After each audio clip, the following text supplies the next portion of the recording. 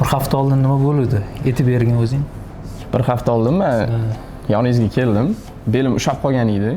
O'zi hamma narsalarimni yig'ishtirib, uydagilarni o'zi ko'ndirib, operatsiya qildirishga men yoningizga tayyor bo'lib keldim. Bo'ldi, operatsiya bo'laman, shu narsadan qutulaman. Nima bo'lganini o'zi tushunmadim. Shu sidyachida kelibdilar.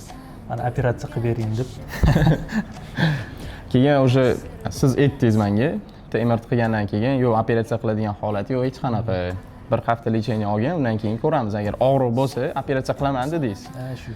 No, mana hozir bir hafta o'tdi. Yo'q, oddiy, hech qanaqa asar ham yo'q bu narsadan. Katta rahmat sizga.